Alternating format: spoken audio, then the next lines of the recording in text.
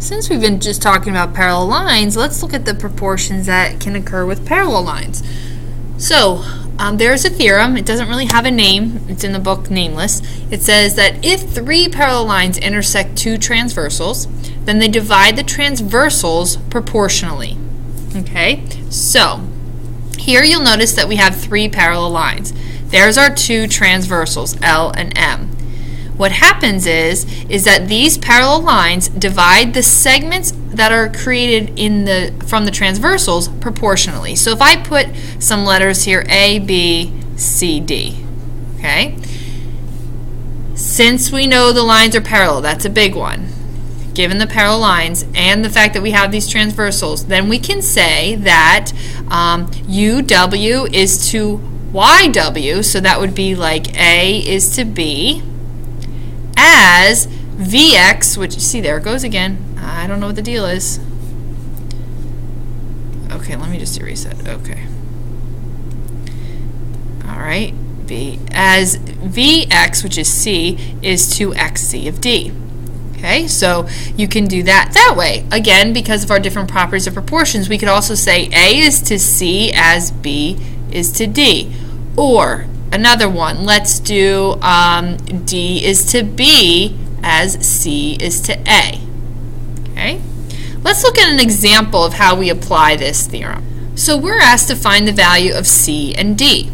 And like what I like to do with these types of problems, I like to set up the proportions kind of like we do with the statement of proportionality with the similar triangles, right? So I always usually do, depending on the given information, but I go left is to right, left is to right, left is to right. That's the way that I do it. But again, there's so many different ways that you could set up proportions. If you do something differently, that possibly could be correct. So I'm going to say 3 is to D. So I'm just going to start with the upper segments of those transversals that are cut by the parallels. And that should be the same as 4 is to 5 and C is to 6. And when we set that up, you can see that we have this scale factor, a ratio of similitude. And we could use that to solve to find C and D. So we can set up two separate proportions here, or you could use this extended one, it's up to you. Cross multiply, we would get 4D equals 15. So D is 15 fourths, and I like to leave mine as improper fractions. You can convert that to a decimal if you choose. And then I'm going to say 4 is to 5 as C is to 6. So we get 5C equals 24. So C equals 24 fifths. Okay? Here's another example of how you could really kind of manipulate those proportions, okay? So we see we have the parallels and the transversals.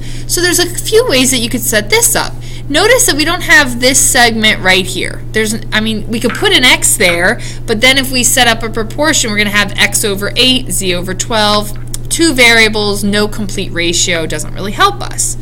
What we can notice here is that 25 is given. And there's two ways that we could really use that 25. We could say, okay, how about we look at, if that whole segment's 25, I know this whole segment is 20.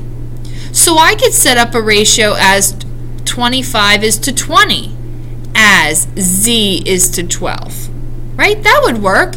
And so if we solve that, 25 times 12, that's 300. 300 divided by 20 is 15. Z is going to be 15.